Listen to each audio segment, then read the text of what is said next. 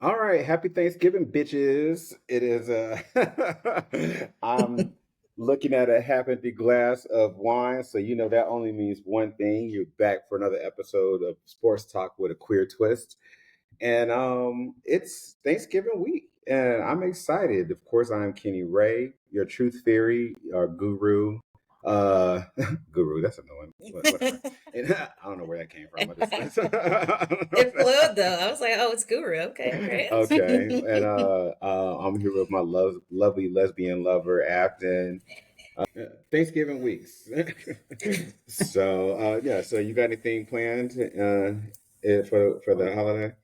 No, it seems like all my family's like out of town, so I'm Mm, just gonna chill, pick up something, try hmm to make some money. I got a dog sitting gig, so that might be fun. Oh, okay. Yeah, Listen, get them coins. right. I'm not mad at you. What about you? Um, You got anything planned? no, we're just gonna do a reservation with my mom and Kenesha and Eric for someplace out in Alpharetta. It looks pretty fancy. I don't know if it's like one of those Atlanta places. Oh Lord, you know the Atlanta place. Yeah. They'll be there for like Yeah, 6 months, and then you're like, I never heard of that place again. So right. Yeah, and it's gonna be like $20 for a shot of a tequila, and the food's gonna be late and cold, and they still, they're not gonna want to split the checks. They're gonna add gratuity to it, like all that hmm shit. We'll see. I don't know. I don't know. I don't know. yeah. I've never been to this place, but the website looks nice. Okay. The reviews are very questionable. Well, So I guess we'll hear about it next week. That's for sure. so I'm just gonna go with the ancestors and give it to God. How about that? Exactly. Oh gosh. All right. Well, anywho, before we get started, we have to do this because we talked about it last week. But Wicked. Oh, Yes. like Is that a good sign or a it was bad sign? my gay bump. Oh, it's a good sign. That was a gay Okay. sploosh. Like, oh my God, it was wonderful. It was wonderful. It was absolutely fantastic. Like I did just like give them all the things. Like, first of Yeah. all, Ariana Grande, I am so impressed, and she shut my fat ass up Yes. because He did she's it. like, yeah, That toss yeah, toss. That toss toss was a yeah, thing. yeah. I feel like she knew that there was some black butch queen in Atlanta named Kenny Ray that was talking shit about her, and she was like, "Mm-hmm, that's cute. I'll show hmm you." And hmm I'm like, you got it. Exactly. Like, Exactly. I expected Cynthia Erivo was everything that I was expecting her to be, which is phenomenal, like hmm absolutely fantastic, goddess like level type stuff, which she delivered. I was Exactly. not expecting that from Ariana Grande at Yeah. all. Yeah. She surprised. Um, She showed up. She showed up. She knew what it was.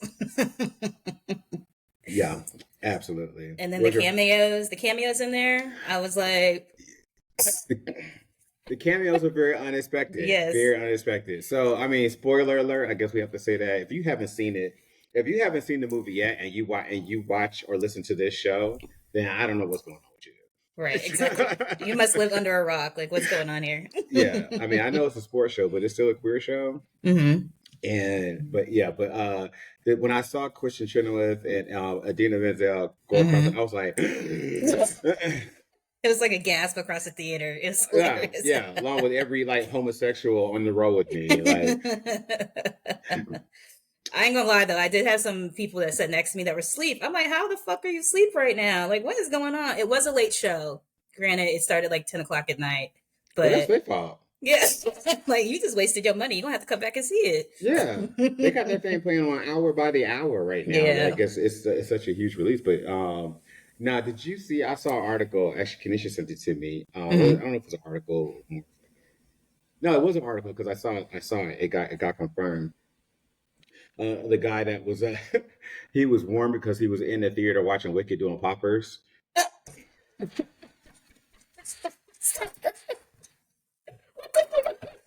In the theater doing poppers.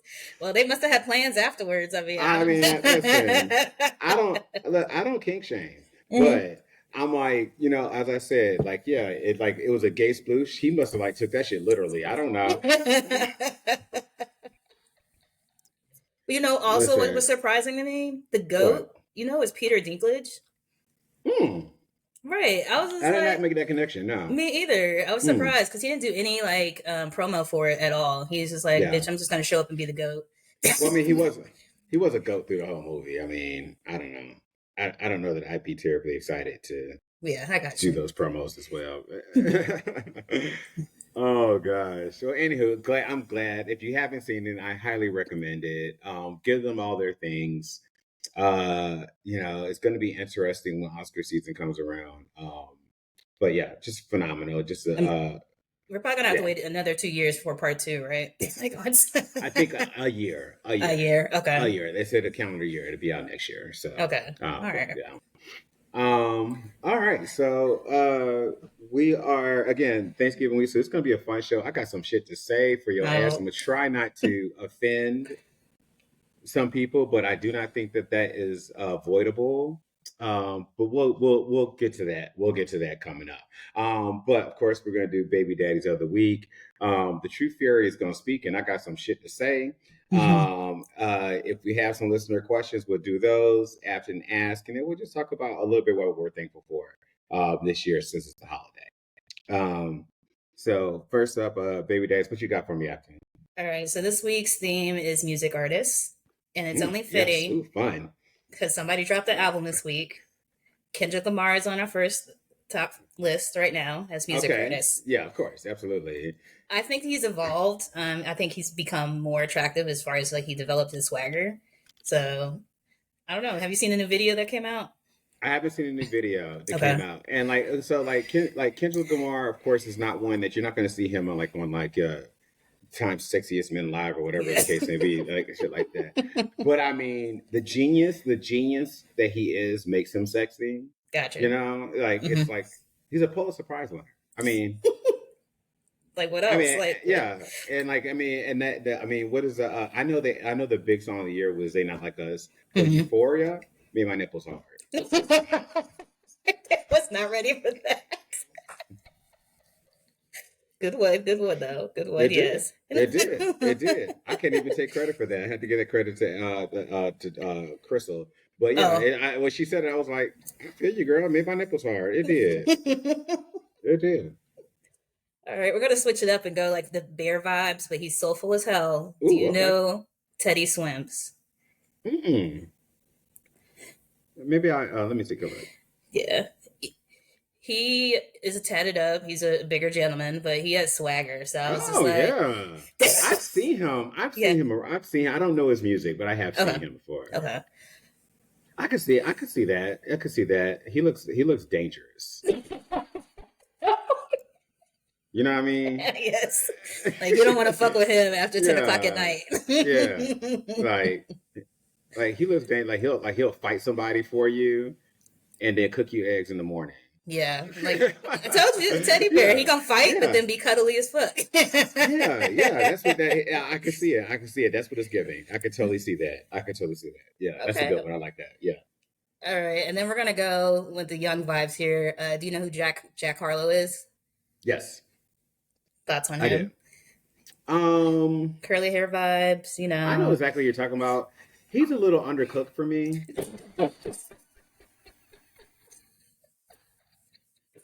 He needs a couple more years. He needs a little time in the oven, a few more, battle scars. Yeah. He's an attractive young man, but he's a little undercooked. He's a little bit seasoning. I got you. Well, speaking of seasoning, and this is a bonus one I threw in there because this person ages like fine wine.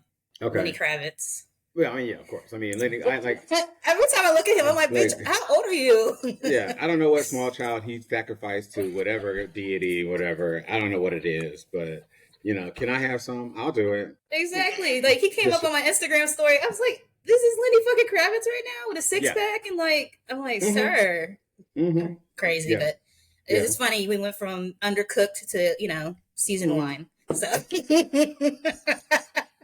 case in point. Yes. that was my bonus for baby daddies. So who's also giving sexy uncle these days, and I love the fact that he just no fucks are given anymore. If you've seen it in the interviews, Denzel Washington. Oh. Oh, he gives no fucks. He is giving you uncle. I got something to say. I'm 7 years old, and what you gonna do about it? Exactly. I love it. I love yes. it. I love it. I love it. Yeah. Yeah, I forgot about because he just had that movie come out, Gladiator, right? Yeah, So he's Gladiators, probably which I'm gonna go see. I'm gonna see mainly because of him. Okay. But I am gonna go see it. All right. Well, cool. That was fun. That was a good one. Did you Yeah. you stay on top of it with these? So that's fun. Oh Lord! All Here we right. go. Here's the truth fairy. The truth fairy. It's time for me to sprinkle some truth with you bitches. And here Let's comes the go. truth fairy. Now listen, I'm gonna go ahead and put this I guess trigger warning out there. Because I don't want this to turn into some kind of rant about race and all that stuff. We deal enough with that.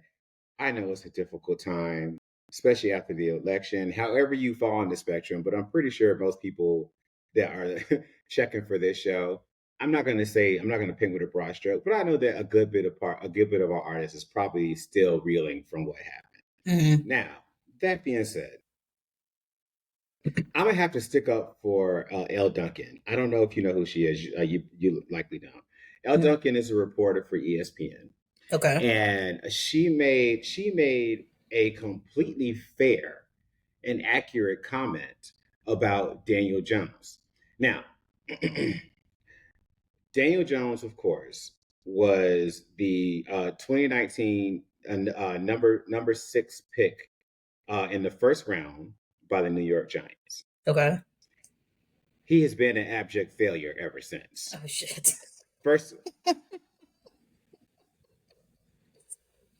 this is not debatable.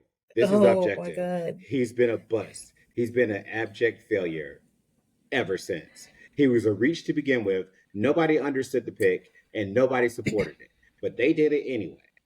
And I surmise that he played at Duke. He's a clean cut, tall, big, athletic, white guy. Right. Cool. I get it. Maybe he talks a good game. I don't know. They did it. They pulled the trigger. I'll get more to how I feel about that organization a little bit. But anywho, since 2019, he signed a 4-year extension with the Giants for $160 million. With you heard what I said exactly. Yeah, pick up my jaw. Exactly. Please do. Yeah. $81 million guaranteed, and a base salary in the first year of $46 million. You know what that kind of money got the New York Giants? One. Let me tell you. One playoff win. Oh. One. One. Like, a period. And this is really going to get you if you know me. You see the hat. I'm wearing the Atlanta Falcons hat. That one playoff win was against Kirk Cousins and the Minnesota Vikings. So that it didn't really even count. It didn't even really count. Not in my personal book, but it's the blind leading the blind. It's the mediocre playing the mediocre. I mean, as far as I'm concerned. But yeah, he got that one playoff win where he played well. And right after that, they gave him another, like 100. So anywho, they just recently released him. After they benched him, they released him so he can go as he will. And he did this heartfelt. Let me pull out my tiniest violin ever. This heartfelt letter to the fans, and he said, "I need to write it down because I wanted to make sure that I said, I got out what I wanted to say." And essentially, he apologized and told the fans how much he loved and appreciated New York and the fans and blah blah blah blah blah blah. Cool. Elle Duncan said, "Okay, cool, but cry me a river." Like the way everybody else is thinking, they just said it. That's it. I mean, fair. She's like, "Cry me a river." Like, okay, so you got paid all this money to be horrible. By the way, like horrible. He's not worked out at all. And now you're gonna go and be somebody's high paid backup because you're still serviceable in the league. And you're looking at and they're throwing out names like like contenders, like the San Francisco 49ers or the LA Rams are names that are being thrown out to pick him up as a backup quarterback. And she's like, yeah. And so, and she's like, okay, cool. Like, you're good. I'm not here for this. Like, this is absolutely ridiculous. Are they going to pick him up for that same salary? Fuck no. I was about to say he in the discount bin now. He in the discount bin. Fuck no. Russell Wilson pulled that shit off where they picked him up. No. Fuck no. They're not paying that. Like, no. No. They still got the Giants, if I'm not mistaken, still got to pay him. Oh shit. Okay. Somebody else could pick him up for pennies on a dollar, which is that's how Russell Wilson got to Pittsburgh Steelers. But anywho, you would not believe the backlash that Elle Duncan got for making these very reasonable comments and like, oh, this is trash, and how she's dunking on this man after he lost his job, and how and ESPN is trash for this, and how is she's obviously never played football, and blah blah blah blah, all this stuff. Like, I mean, vitriol. Wow. And I was shocked to see how many of the people were co-signing on standing behind, attacking this woman for saying the same shit that I would tell you to your fucking face. Yeah. Like, Daniel Jones is trash. You can keep that apology. And I'm not even a Giants fan. Because if I was a Giants fan, let Matt Ryan or Kirk Cousins come here and read some motherfucking, like, apology letter to me. I'll be like,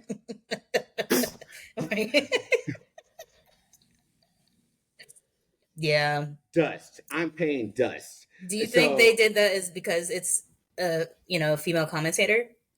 Like, if anybody else would have said it, would it have been a big deal? Absolutely. 100%. Okay. And that's what I'm getting at. Okay. I'm sticking up for her. 100%, she's a female commentator. 2, she's a woman of color. So they were pissed off about that. 3, Daniel Jones, clean-cut white boy that had all the privileges handed to him. Not handed to him. I changed that. That's not fair to him. He's worked hard. I'm sure of it. He's gotten every single privilege. He went to Duke, for goddamn sakes. He was picked in the first round, number 6, and he sucked. He is not a Fabergé egg. That little heartfelt apology was the least of what he was supposed to do. Like, you're supposed to apologize to them people. It's not their fault. It's not their fault that organizational leadership and ownership is trash, because that's exactly how they ended up in that place, in that position in the first place. So yeah. And so in particular, Rich Gannon, who was a former mediocre quarterback in the NFL himself, which is probably the reason why he stood up for Daniel Jones as hard as he did, talking about, I'm going to call him. And I hope that ESPN reprimands Elle Duncan and the supervisors, and they just basically, and then put all her social media stuff out there. So fans, so his fans can go harass her. It was just stupid, petty, ridiculous, childish shit that you just didn't agree with what she said. And it was clear that there was animosity for the fact that she was a woman that said it, because he was like this female at ESPN. His exact words. Oh no. His exact words. I hope Elle has some fans and they beehive the fuck out of their Instagram pages. I hope so. If I was in Twitter, I would. If I was on Twitter, I totally would, because this is absolutely ridiculous. Like, oh, poor Daniel Jones. Oh my gosh. I just don't know how this 6'3", 6'4", 220-pound in shape white boy that just got paid $108 million is going to survive. Oh my God, he lost his job. Yeah, this is definitely on some, crazy shit. Because especially the other guy, what's his name? You said Rick Gannon? He don't even play. Yes. Yeah, he doesn't even play anymore, does he? Mm-mm. Okay, like, sir, why this is not even your fight? Like, get out of here. Trying to be relevant again. I mean, I guess. I don't know what it was. All I know is it was so blatantly misogynist and gross and disgusting. And the fact that so many people lined up to co-sign that shit, like, it just makes me itch. It gives me the ick. And it's just, I'm trying to get away from those sort of things,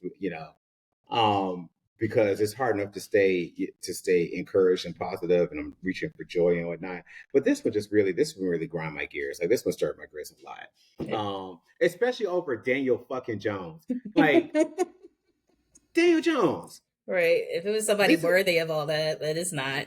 I'm all about. Listen, I do think that the media can be unfair to players. Sometimes they treat them like they're not humans. This is not one of those situations, like at all. Like I am not grinding here for this millionaire and that is going to continue to play for another team and could possibly go to a better contender. Exactly. He's gonna fail up. Let me tell you something. Me, Lawyer Kenny, if I sucked at my job, I'm going to get fired. Yeah. Because I'm not good at my job. And I'm not going to sit there and expect to go to a better firm for it. Exactly. That's not how life works. Like, no, that's not how it is. But that's how it's going to work for him. And I'm supposed to give a fuck that he wrote some heartfelt letter. Please, kick rocks. No, Rich Gannon's probably going to be his mentor. Like, let me help you through this. And it's going to be something crazy. Like you said, fail up. I hope not, because Rich Gannon ain't do nothing in his career either. I tell him, listen, please, y'all tag me, whatever, on the off chance that he hears this. Rich Gannon, you're a knuckle jagging Neanderthal, and you need to take a good look in the mirror and figure out what your priorities are, because they are backwards. Like, oh man, like Daniel Jones is not the hill to die on when it comes to caring about players' well-being and how they're treated by the media. It's not. Keep the same energy when they're coming for Lamar Jackson. I sure as hell bet you ain't say shit about when they was coming for Colin Kaepernick. You know, you remember Colin Kaepernick, the one that played in the Super Bowl? Yep. That couldn't get a job? But you worried about Daniel Jones. No, exactly. Thank you. Yeah. Please. So, yeah, no, thank you. No, thank you. But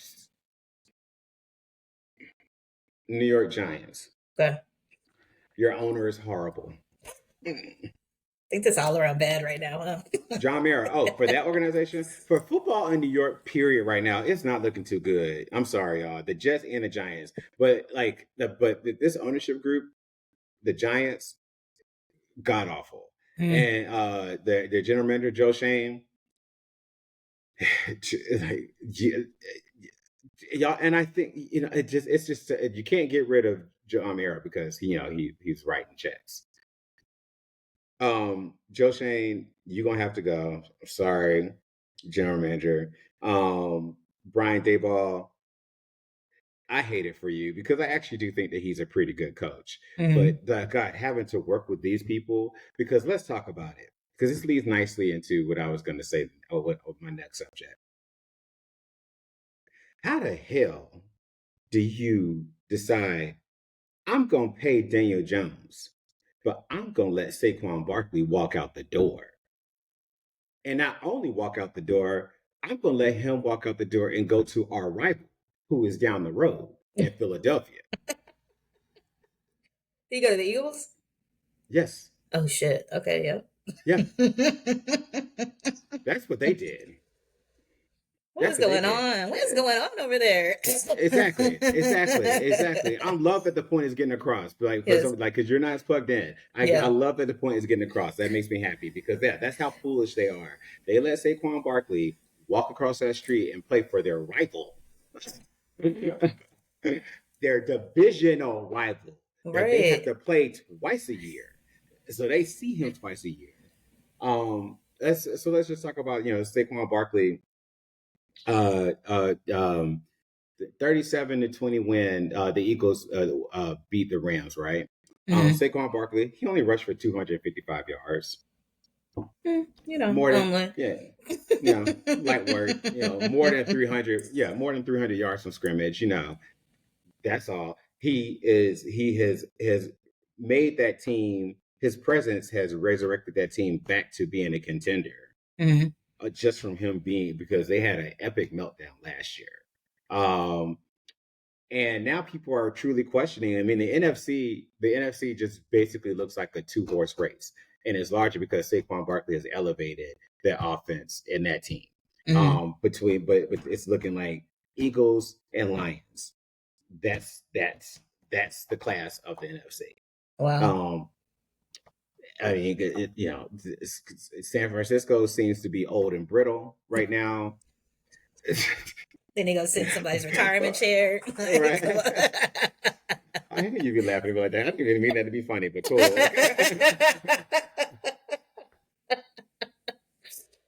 Oh man, what do you mean? They haven't like brought anybody like fresh in? It's just the same situation.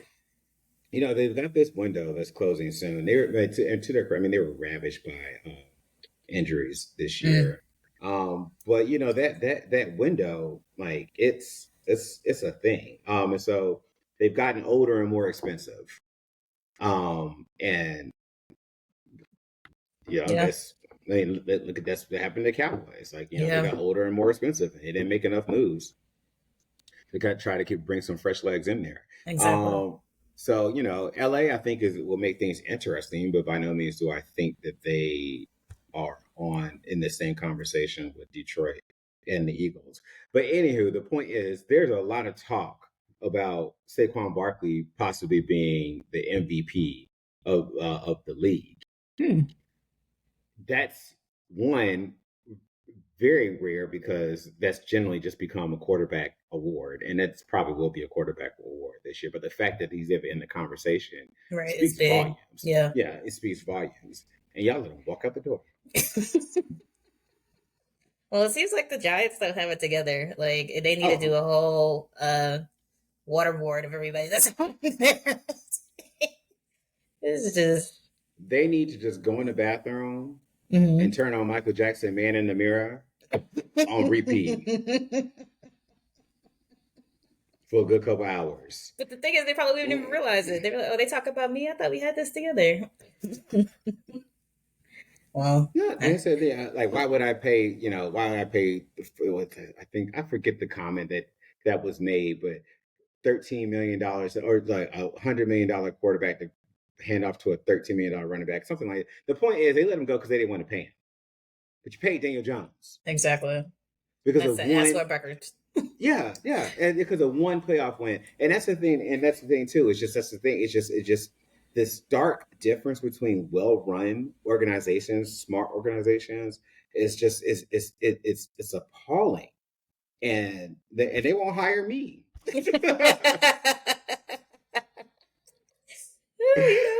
Yeah, call me, because I walk in there and told John Mayer, like, no, this is stupid, like, absolutely not. You're not letting that man walk out the door, and the reasoning. And I heard this enough around the sports talk gas bagosphere was that Daniel Jones had that one playoff run when he played really well, so they had to pay him. I'm like, you don't have to do anything but pay taxes and die. And just because he showed up to this one win again against the Kirk Cousins led Minnesota Vikings means that you had to pay him $100-something million? No. Yeah. Whoever his agent was hustling out there for his ass. They were bending over taking stuff because that don't even sound right. You know what? Lawyer to lawyer, hey, work. Good for him. I'm sure he don't give a fuck. Like, lawyer to lawyer, good for him. Right. Good for him. So anywho, because I want to get to some college football. It was a big weekend. Yeah. It's the eye of the beholder on there. Not saying you're too happy about it, but yes. Yeah. We'll get to that. But real briefly, I do want to talk about the game on Monday night, football, Ravens and Chargers. I had some thoughts about Lamar Jackson, and if you've watched the game, the Ravens beat the Chargers 30-23. What people call it the Harbaugh Bowl because the head coaches are brothers, Jim Harbaugh. This is actually the second time that they went head to head, I believe, and the last time was in the Super Bowl in New Orleans. Oh wow! It was the Beyonce performance when she did halftime and she shut down the lights and stuff like that. Yeah, that's the last time because Jim Harbaugh was the head coach of the San Francisco 49ers at the time. So what I really the play that kind of signified everything to me was the Ravens were backed up, I think, in the second quarter on fourth down on their own 16, and John Harbaugh went for it. And to be fair, he didn't even. It wasn't even Lamar Jackson or Derrick Henry that converted the first down, but the fact that he even felt uh, confident to take such a risk that is pretty much unheard of in the NFL for sure. Um, just kind of goes to show what kind of a superstar Lamar Jackson is. Where you're not afraid to go down because you know that you can come back and you can hang with any team in the league. They did end up converting that fourth down, and it turned into a 90-yard like a scoring drive. So this is what Lamar Jackson brings. Sidebar: this is like the opposite of Kirk Cousins. Back on the subject. Yes. You just had to throw it in there. Yeah, you had to throw it in there. I had to throw that in there. I had to throw that in there. Like, yeah, like because fourth and nothing. The Falcons ain't going for shit. Like, yeah. Anywho. But what I did realize is that I think that there's a lot to said about their lack of success in the playoffs. Especially last year was a big black eye to his legacy because I mean they were supposed to. Everybody expected them to beat the Chiefs last year. They had that great year. They had them at home. They had the Chiefs in Baltimore, and the Chiefs did what the Chiefs did. Now there are some questions as far as whether I trust Lamar Jackson in situational football because he does seem to play tight, and he can, and the moment, especially in the playoffs, can seem too big for him. And I don't know if that's just because he gets tight trying to push so hard. I kind of think that he's that kind of competitor. There's a lack of ease to it that some of the greats just didn't have. Right. But that being said, what I've noticed is that the teams in the AFC, specifically in his division, around his division, like the Steelers, and of course the Chiefs who have ran to him, once they've seen Lamar Jackson a couple times, they've played him a couple times, they know what it looks like, they know what he can do. That seems to be the secret sauce to success against him. Because when he goes on the road to teams that don't see him very often, like this Monday Night Football and LA Chargers and whatnot, there is a bit of a moment where it's kind of like a deer in headlights, and it's like you can see the defense is like, oh shit. What do I do? Back to the drawing board. I was not prepared. I was like, oh, okay, all right. So he's just gonna run he's gonna be the fastest person on the field and throw the ball and and be elusive and and be a good in the pocket, like all those things. So I gotta say, I'll be honest with you, I won't lie, I do have a soft spot for Lamar because I think that he's very much deserving.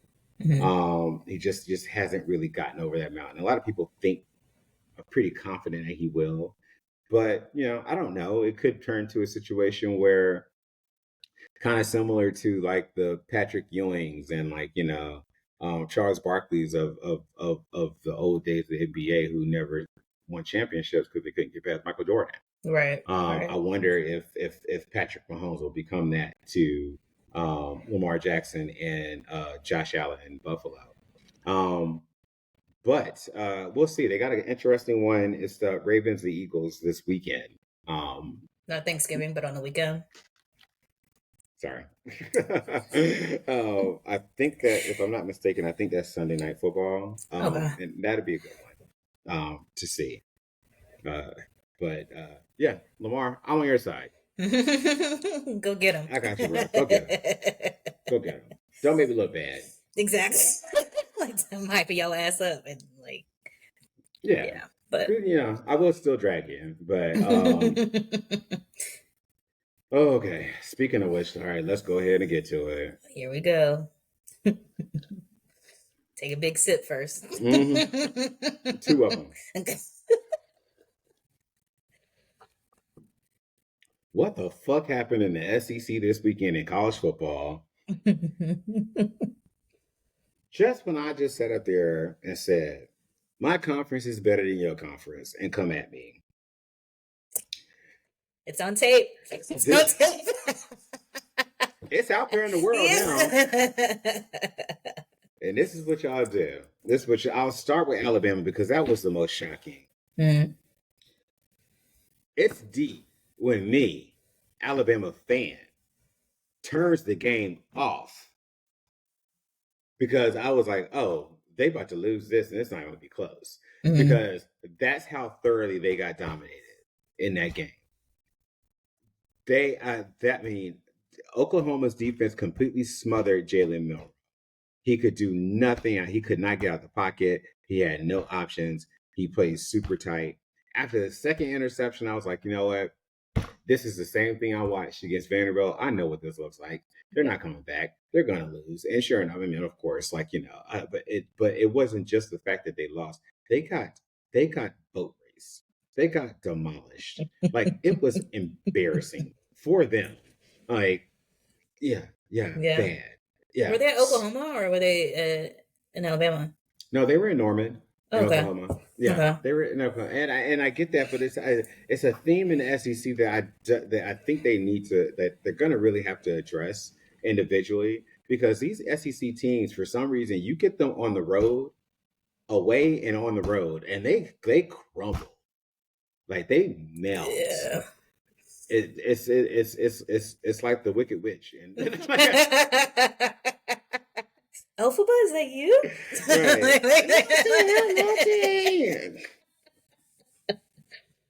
Oh my God. I know they travel in style too. I just don't get it. Is it like, I think it's like a mind thing, huh? That they're going there. Well, I mean, we do have to, I know it's easy to lose sight of the fact that these are kids. You know, they're college students. Mm-hmm. Like these are kids. Like, you know, they're grown men. They have grown men bodies, but up here they're still boys. They're still young. They're very young. Like, I mean, what's that boy on Ryan Williams, Alabama? He's 17 years old. 17. He's 17. Yeah, they go out like most of the team can't drink. They legally can't drink. Legally they can't drink. Yeah, yes. Of course. You know, I ain't gonna speak on that. But yeah. So I think that, you know, I think we forget. We're talking about, you know, 18, 19, 20, 21, 22, sometimes above that.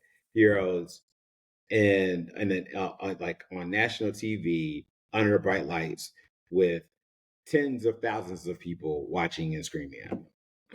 You know, I'll give them. I understand. Yeah. Yeah, I'll give them some grace. Let me stop acting. I'll give you some grace.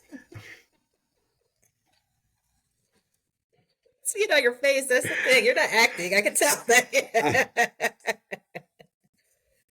I'll give them some grace after I've decompressed and the game is over.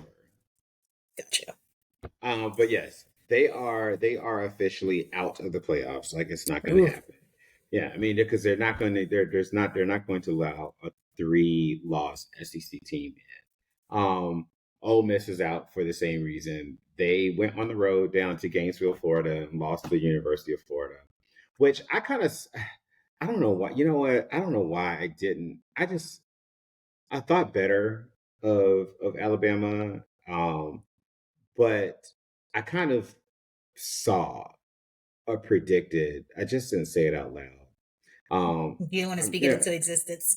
Well, I mean, it was, you know, Ole Miss versus Florida. It wasn't something like, you know, I don't have a dog on the race, but I was looking at that on the schedule and I was like, I've been seeing Florida here and there throughout the year. They play hard and they play tough at home, and they're a talented football team, and they're there. They're like, they're going to be good. They definitely are on the right trajectory. And so I think I said they can play with anybody if they're hitting on all cylinders. And I thought to myself, Ole Miss is going to go down and lose to them.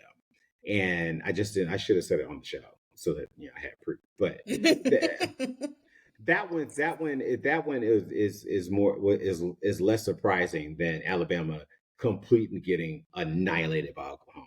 Yeah. Who, I mean, I think they were 5-5 at that point. So yes. Georgia's on the road, so they can't afford to lose it all anymore, which would be crazy insane if they didn't make the playoff. But I think they will. I think they'll be fine. Do they play this weekend? Yes, Georgia Tech. Okay. Georgia Tech has gotten some notoriety over these little. Because I would always count them out as football. I'm like, nobody watches Georgia Tech. Well, both of those things are true. Yeah. Nobody watches Georgia Tech, and you can feel free to like count them out. Now they did knock off Miami, but that's because Miami is in my opinion overrated, and they live and die. They just happen to have, my opinion, the best player in college football on their team. And so their quarterback, Cam Ward, has basically been the reason why they've been successful this year.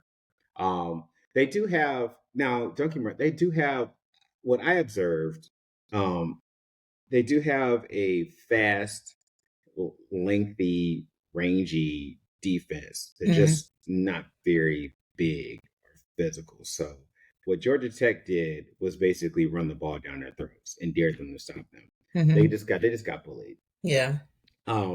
Which is likely going to happen to them again. And as I already told you, like I said, now that I did put out there, I think they're going to go to Syracuse and lose. Tech? I really do. Yeah. Miami. Miami, that's very good. Yeah. I think Miami's going to go to Syracuse and lose. Yeah. You put that on the poll. We don't have to poll,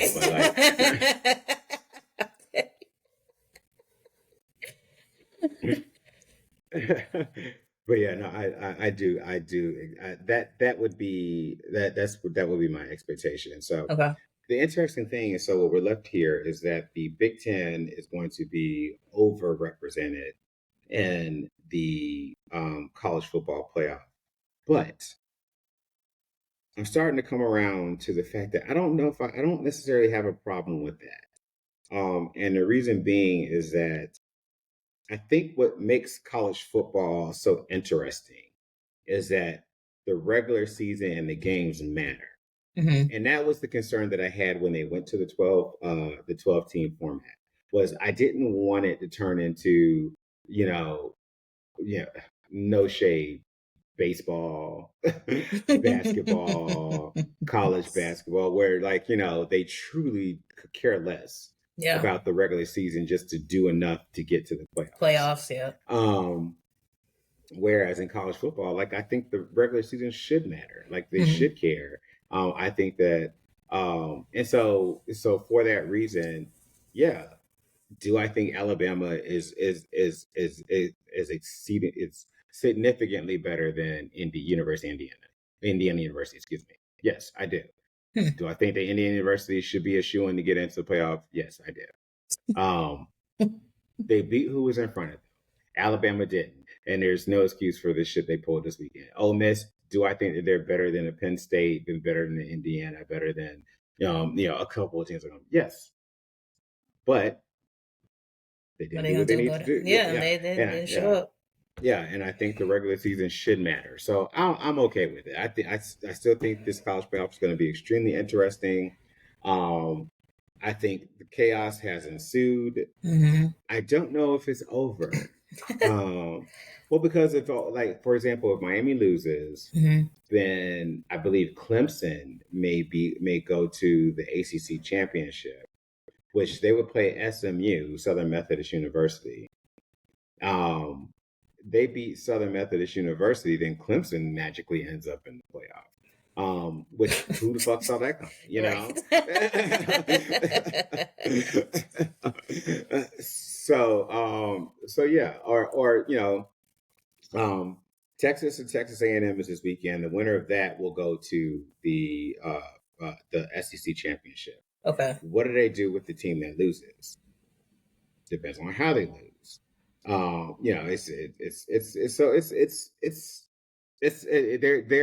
is drama. I was about to say, it sounds a little bit political, but not really. There's some politicking involved, which it kind of goes back to what I talked about last week about the committee either being too woke or shills for for their interests or whatnot. However, that being said, it's an interesting product, and the proof is in the viewership. Like I'm here for it. I'm talking about it right now. Because you want to see how it shakes out. Like people, they got their ducks in a row. Like, let's go. Right. I'm not talking about basketball. Yep. Oh. So there you go. The NBA Cup is in full swing. I don't know what's going on. They ain't talking about it on TV either, so that don't mean. They really are not. They really are not. I saw like one clip on Instagram earlier about the NBA, and that was it. I was like, didn't they play? Like a lot of people play this week. Yeah. I see shit about it, but yeah. I catch up on a few things. I've been seeing some things coming out of Milwaukee with the Bucks, and Victor Wembanyama seems to be stepping up. The Lakers seem to be surprising people, I guess. I don't know, but I think it's one of those things. If Boston stays healthy, they'll probably repeat. Yep. We'll have plenty of time to talk about basketball when football. Yeah. Priorities right now. Priorities. Right. Last thing before we move on, I just wanted to touch on the Thanksgiving lineup. The only one that seems interesting to me is the Dolphins versus the Packers. And the reason being is that, Tua Tagovailoa, who is, the quarterback for the Miami Dolphins, is like the cranium being watched around the world because, his concussion issue. Right. But he's been playing really well, and that offense has been on a tear, and they've been like, not just beating people, they've been whacking folks. However, so this is the reason why this game is interesting to me. It's a show me game. Okay. Kind of similar to like, real quick, sidebar. Okay. Remember I told you I was going to drag Indiana? Yes. Now it's going to be now. All right. To be fair, it's going to be limited because I can't talk too much shit because my team is out and y'all are in it. Right. But you still got something to say though. I still got something to say. Yeah, you got your ass whipped. Like I said, you're going to get your ass whipped. Enjoy your first game in the playoffs. Hope you depending on what seed you get. I'm gonna talk shit again because you're probably gonna lose in the first round. Okay. Anywho, and we still don't know what a Hoosier is. Yeah. Still don't know what the fuck a Hoosier is. It's a stupid mascot, and I don't care. And then if anybody sends me a Hoosier is somebody from Atlanta, excuse me, child. If anybody sends me a Hoosier or somebody from Indiana, I'm gonna punch him in the face. Not really. I am generally nonviolent, but I am gonna drag your ass because that gives me zero information. Exactly. That gives me zero information. I'm glad you squeezed that in there. We're going. Yeah. Anywho, where was I? Oh, show me game. But yes. The big thing about 201 is I've been saying this for a long time and I stand by it. I did not think he was an NFL quarterback. I still don't. I think that he landed in a very good situation. He's taken full advantage of opportunity and good for him. Where he's got a offensive minded coach that is somewhat of a offensive savant, as many people believe. He's got a track team of weapons. That to throw to, and he plays in Miami, which brings me to my show me game. They're going up to Green Bay. Oof, a little chilly. Frozen tundra. Frozen tundra is what they call it. Oh my gosh. So let's see if this track meet that they call an offense travels well up to Green Bay. I need to see it because that's always been my question about them in that division, in their own division, because they're in their own division, they got to go up to Buffalo. They got to go up New York. Mm-hmm. They got to go up to New England. Right. All frozen tundras. Yeah. All shit that I personally would not do. No. I sit out this game. Thank you. Yeah. All right. I'm sick. I got PTO, right? Thank you. Right. Back there sticking a hammer to my pinky. Fuck that. No. Yeah. So yeah. So I'm gonna tune in for that one because I'm interested to see that. But Do we? So moving on about. So, did we happen to get any listener questions? Not as of yet. We're gonna still push this, y'all. Please email us at sportstalkwiththequeertwist@gmail.com or comment under our social media handles. We are looking for them and I love to hear them.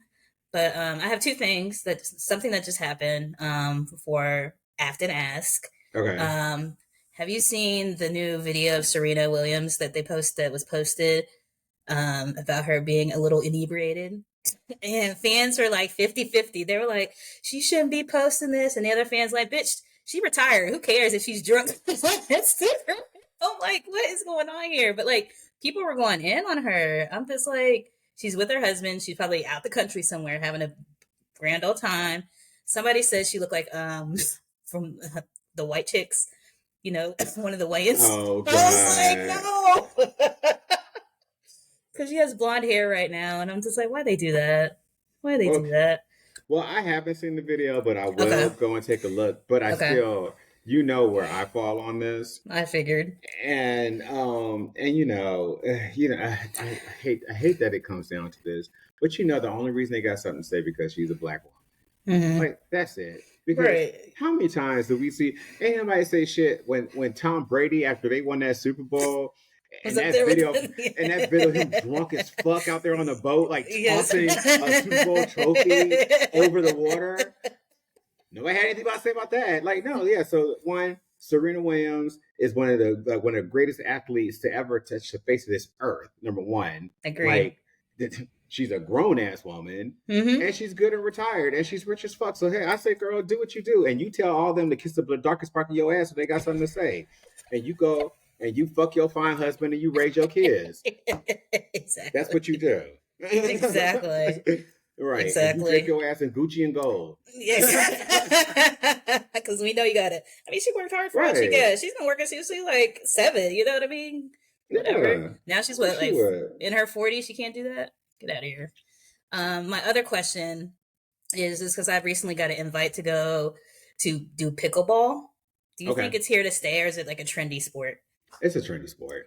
I agree. I think it'll be around for a while, but it's a trendy thing. Like, you remember, you may not remember because I'm old, but but you remember how like every gym used to have racquetball courts?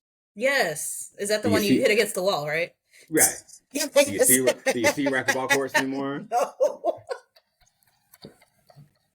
Oh yeah, all right. Trendy sport. Pickleball's gonna be the same way. Pickleball's the same way. Like, it's cute now. People are into it, and that's fine. And I think it'll be around for a little bit. But like, yeah, it'll be just like pickleball and like racquetball. Because I remember I was in college, like racquetball was everywhere. Like, even like at Alabama, they had like a whole like lines these racquetball courts. And were they teams and stuff too? Like, people join like intramural teams to be on a racquetball league?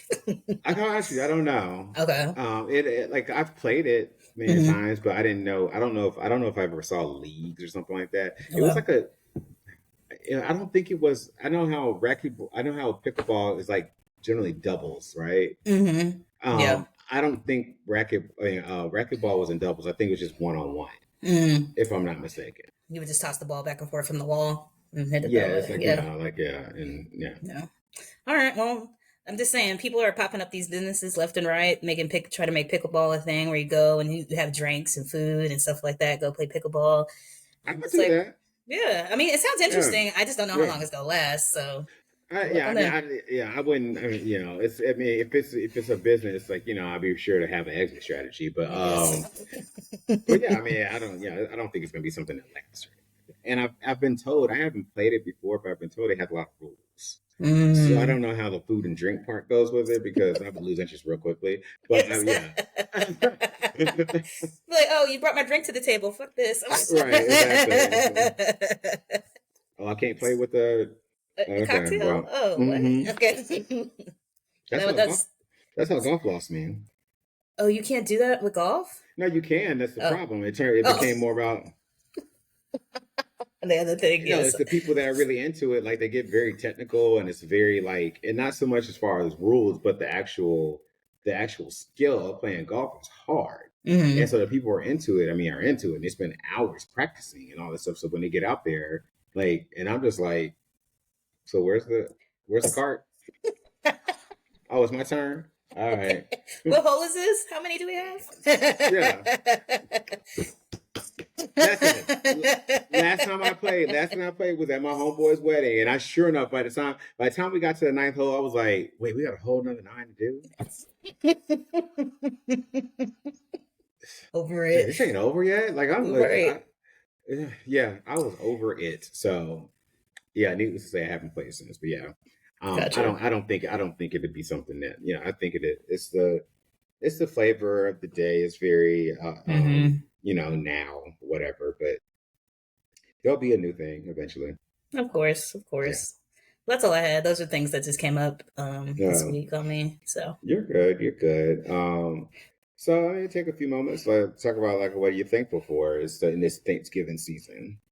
Well, obviously health, my family, friends, including our fur babies. Good or bad. Actually, I'm actually happy for a good work environment. I know people are not in a good work environment, so like I'm thankful that I have a good work environment. And then lastly, my sanity, because the next 4 years are about to be crazy. I'm just trying to stay sane in what's about to like transpire. So listen, you said a word on that one. No, I completely agree, and do not. I'm glad that you mentioned that your gratefulness for your work environment, because I've been in a toxic work environment, and when it's a situation where you dread getting up and going to work every day, like that weighs on you. Mm-hmm. Like that's a soul sucker. Yeah. And it's hard, especially if it's a situation where you're trying to get out, but you can't just leave because you need it. Mm-hmm. Yeah. Been there. I get it. So that I understand that. For me, health as well. It's been a year.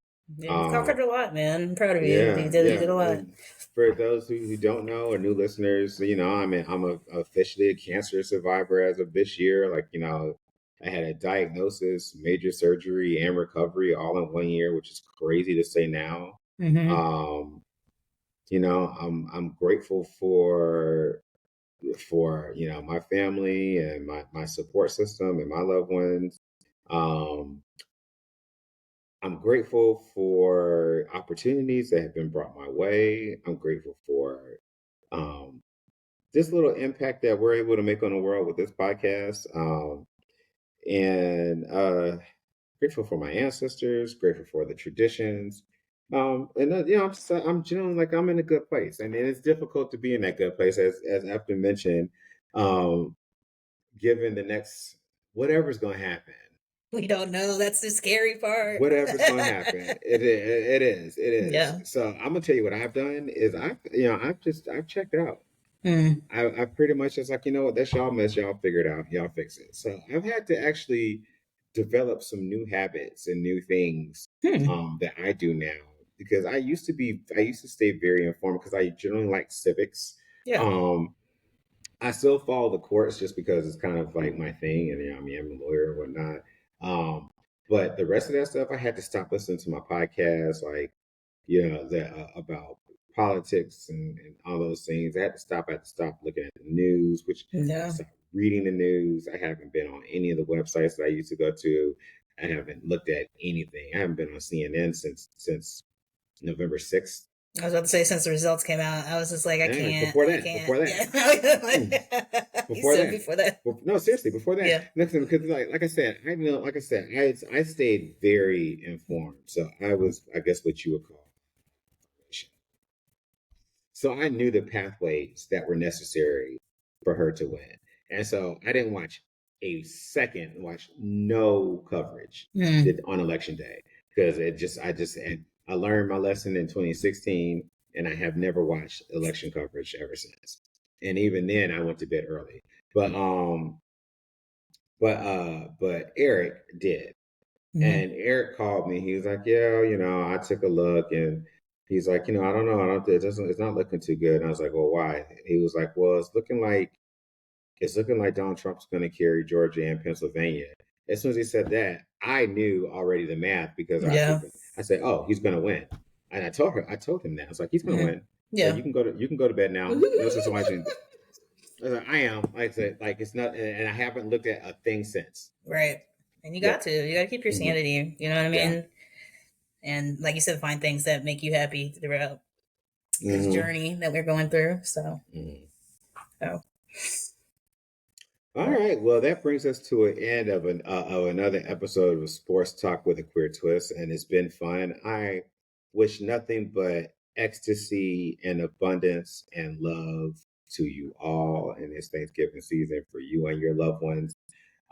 Remember, please email us at sportstalkwithaqueertwist@gmail.com.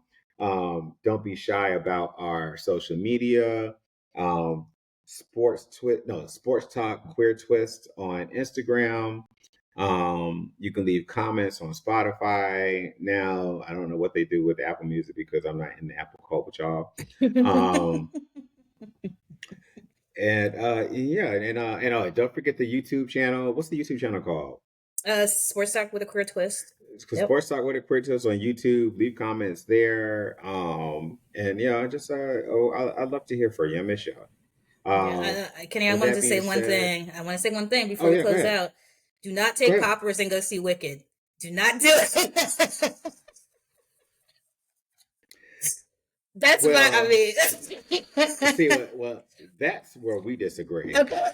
I say, if the spirit strikes you, you take them poppers and you take your gas up in Wicked and have a good ass time. That's what I say. Okay, well, then on that note, Kitty, you can close this out. So that was funny.